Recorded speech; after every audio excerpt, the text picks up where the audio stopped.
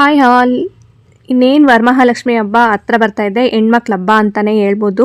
ನಮ್ಮ ಮನೆಗೆ ಐಶ್ವರ್ಯ ಸಮೃದ್ಧಿ ಶುಭವನ್ನು ಕರುಣಿಸೋ ಮಹಾಲಕ್ಷ್ಮಿ ದೇವಿಗೆ ಭಕ್ತಿಯಿಂದ ಅಲಂಕರಿಸೋದು ನಮ್ಮ ಸಂಪ್ರದಾಯ. ಹಿಂಗಾಗಿ ಸುಮಾರು ಅಲಂಕಾರ ಮಾಡೋದಕ್ಕೆ ತರಿಸ್ಕೊತಾ ಇರ್ತೀವಿ. ಸರ ಅಂತೆ, ಬಳೆಗಳು ಮತ್ತು ಇನ್ನಿತರ ವಸ್ತುಗಳನ್ನೆಲ್ಲ ಸೇರಿಸಿ ತುಂಬ ಚೆನ್ನಾಗಿ ಅಲಂಕಾರ ಮಾಡೋದೇ ನಮಗೆ ಇಷ್ಟ ಆಗೋದು. ನಮ್ಮನೆ ದೇವಿಗೆ ಅಲಂಕಾರಕ್ಕೆ ಇನ್ನಷ್ಟು ಸೊಬಗನ್ನು ಹೆಚ್ಚಿಸೋದಕ್ಕೆ ನಾನು ಈ ಥರ ಒಂದು ಕಾಲ್ಗೆಜ್ಜೆನ ತರಿಸ್ಕೊಂಡಿದ್ದೀನಿ. ಈ ಕಾಲ್ಗೆಜ್ಜೆ ನೋಡ್ತಾ ಇದ್ದೀರಲ್ಲ ಎಷ್ಟು ಚೆನ್ನಾಗಿದೆ ಅಂತ. ದೇವಿ ಅಲಂಕಾರಕ್ಕಂತೂ ತುಂಬಾನೇ ಚೆನ್ನಾಗಿರುತ್ತೆ. ಅಲಂಕಾರದಲ್ಲಿ ಕಾಲ್ಗಷ್ಟೇ ಚೆನ್ನಾಗಿ ಕಾಣಿಸುತ್ತೆ. ನನಗಂತೂ ತುಂಬಾನೇ ಇಷ್ಟ ಆಯ್ತು ಈ ಡಿಸೈನು. ಈ ಕಾಲ್ಗೆಜ್ಜೆ ನೋಡ್ತಾ ಇದ್ದೀರಲ್ಲ ಎಷ್ಟು ಚೆನ್ನಾಗಿದೆ ಅಂತ. ಕಾಲ್ ತುಂಬಾ ಕಾಣಿಸುತ್ತೆ ಈ ಗೆಜ್ಜೆ ಹಾಕಿದ್ರೆ. ನೀವು ಮಾಡೋ ಅಲಂಕಾರದಲ್ಲಿ ಈ ಒಂದು ಗೆಜ್ಜೆ ಇನ್ಕ್ಲೂಡ್ ಮಾಡಿದ್ರೆ ಇನ್ನಷ್ಟು ಅಲಂಕಾರ ಹೆಚ್ಚಾಗಿ ಕಾಣಿಸುತ್ತೆ. ನಾನು ಇದನ್ನ ಮೀಶೋ ಇಂದ ತರಿಸ್ಕೊಂಡಿರೋದು.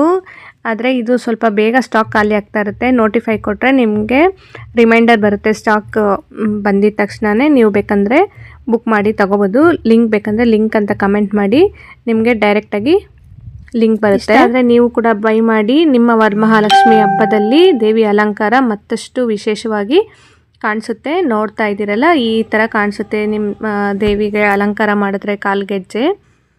ಇಷ್ಟ ಆದರೆ ಬೇಗ ಬುಕ್ ಮಾಡ್ಕೊಳ್ಳಿ. ಬೇರೆಯವರು ಕೂಡ ಶೇರ್ ಮಾಡಿ. Thank you.